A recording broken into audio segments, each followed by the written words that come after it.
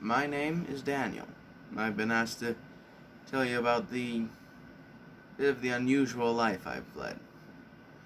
My story doesn't actually even begin with me. It begins with the country I was born in, Judah. Once Judah had been part of a larger nation known as Israel, but due to the sins of a king of Israel, God saw fit to split the nation in two. The northern kingdom, which kept the name Israel, it didn't do so well.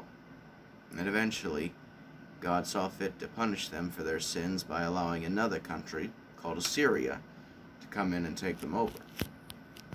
Judah, on the other hand, we did a bit better than Israel had. Some of our kings were as bad as the ones in Israel. Others followed the example of our greatest king, David. And because of those good kings, God held off on punishing our nation. But eventually we had one too many bad rulers, and God decided it was time that Judah be punished as well. By that time, Assyria was no longer an issue. They'd actually been taken over by another nation called Babylon. But Babylon was the country that God chose to take Judah over. And when they did, they took many of the people who lived in Judah and sent us to live elsewhere in the Babylonian Empire. I was amongst those people sent into exile. I was a boy then, but because I had come from a noble family in Judah, and because I'd proven to be smart, I and several other boys like me were taken not just anywhere in Babylon, but to its capital city. We were to be trained to be wise men to King Nebuchadnezzar himself. Now, speaking of Nebuchadnezzar, while he was the king of Babylon, he was by no means a good man. Truth be told, Babylon was a rather corrupt nation. And Nebuchadnezzar was to put it politely, he had a very bad temper. If you didn't do exactly what he told you to do, exactly when he told you to do it, he was liable to have you executed. So you can imagine the fear going on in the mind of our teacher when he hears me and three of my friends, Shadrach, Meshach, and Abednego, are refusing to eat the food provided by the king. Well, it's not that we weren't grateful for the hospitality or anything like that, but this food had been offered to idols before it had ever made it to the king's table. We couldn't eat food like that. Not to mention, a lot of this was food that, as Judeans, we weren't allowed to eat because it went against the laws of God. Now, our teacher comes to us in a bit of a panic over this. I mean, you guys have got to start eating. If you don't eat the king's food, you guys are going to get weak. And then it's my head on the line. But I proposed an experiment to him. Give us 10 days, I said, where we eat nothing but vegetables and water. If at the end of that time we are weaker than the other boys, then we'll start eating the king's food. But if we are as healthy as they are, then we will be allowed to continue on with our diet of vegetables and water according to the laws of our God. He figured, 10 days, I can handle that. And pretty soon they'll be doing what everyone else is doing anyway, so. What he didn't expect, though, is that 10 days later, not only were we as healthy as the other boys, we were healthier. We were stronger. We were outdoing them in everything. And so he comes to us and says, okay, boys, you've proven your point. Vegetables and water from now on. No arguments from me. Now, I tell you this story to let you know that the laws of God are very important to me. Me and my friends had made a promise that even though our people may have turned their back on God, we never would. And that should give you an idea of what's going to happen next. Now, eventually, Babylon is also taken over. As I said, Nebuchadnezzar is not a good man, and much of the country is corrupt. So to punish them, God allows another country to come in and take them over. 2 countries, actually, the Medes and Persia. So they take over Babylon, and then their king, a man named Darius, makes Babylon, the city, his new capital. And when he does, he takes a liking to me. He sees that I do good work, that I'm honest, that I don't cook the books, as they say. I don't make up reports to make myself look better.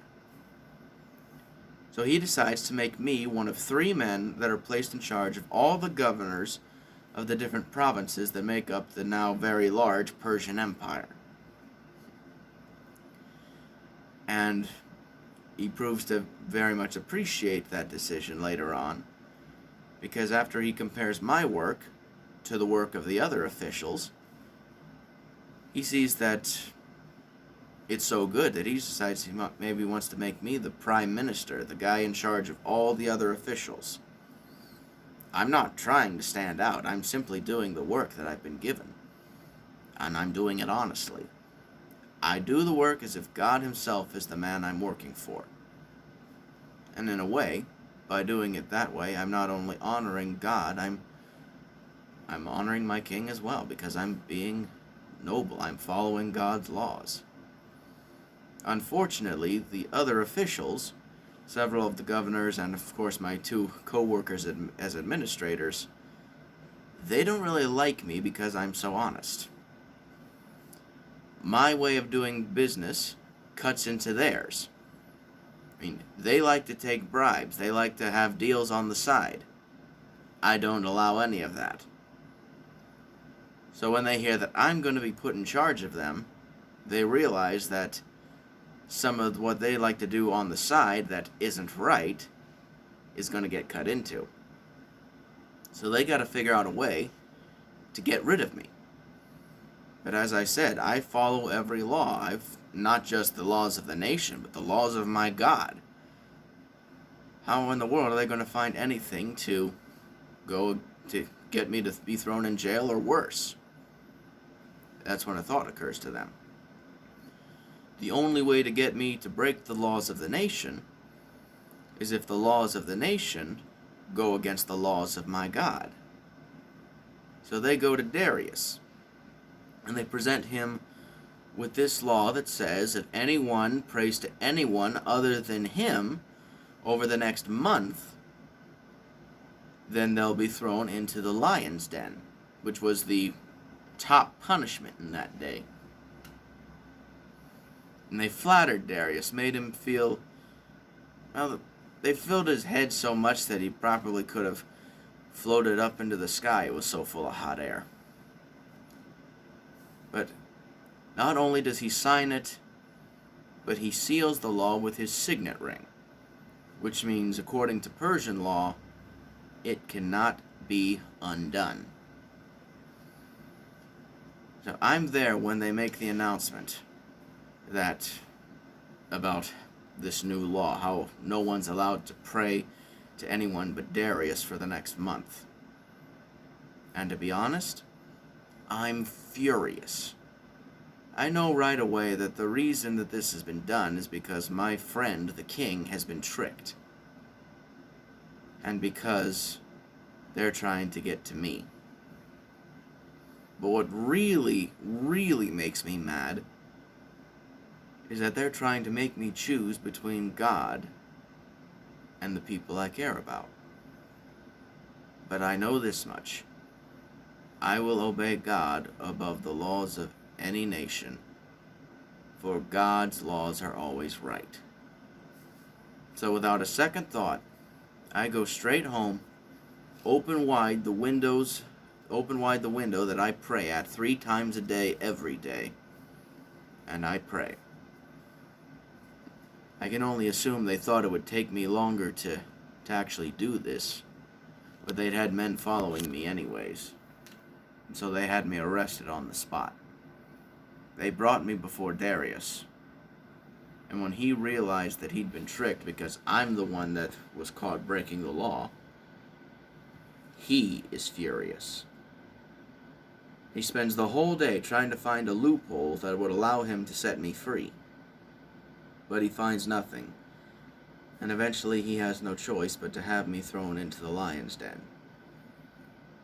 Before they do, he says to me, "Daniel, I hope that the God that you have served so faithfully rescues you."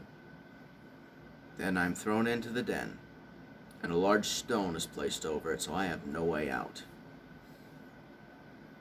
Now, I'm not going to lie, I was terrified. I'd done the right thing, but that doesn't mean that a hungry lion isn't scary, and I had to face several of them. But as they were approaching me, I knelt down and prayed again, and asked God for his protection, and that if I was meant to go and see him that day, that I would be ready for heaven. But as the lions got ready to pounce, an angel appeared. Can you imagine my astonishment? A messenger straight from God appears, and he protects me. No sooner does the angel show up than the lions become as tame as if they were kittens. And they practically act like kittens around me the whole night. When I go to sleep that night, I'm even using a lion as a pillow. I'm never going to forget that experience as long as I live, for God saved me that day.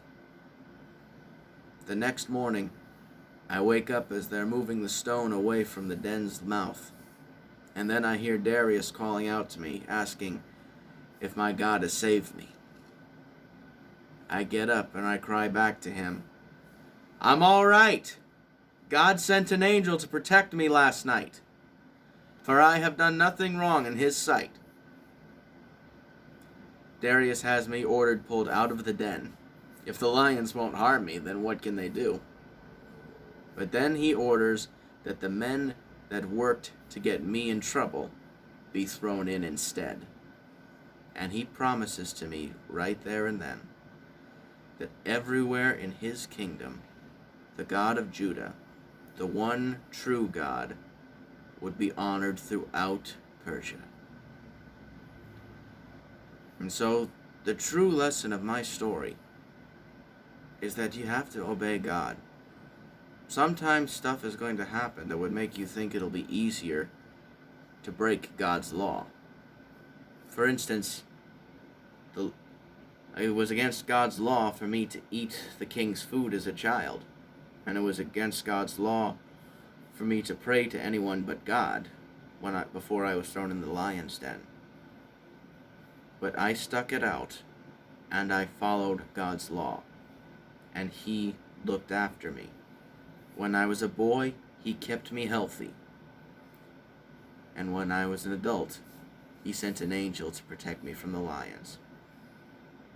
Maybe it won't be as dramatic as this time he rescued me by angel.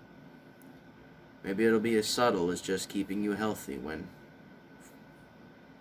But when you obey God, he looks out for you. He keeps you safe. And all he asks is that you listen to and obey his commands.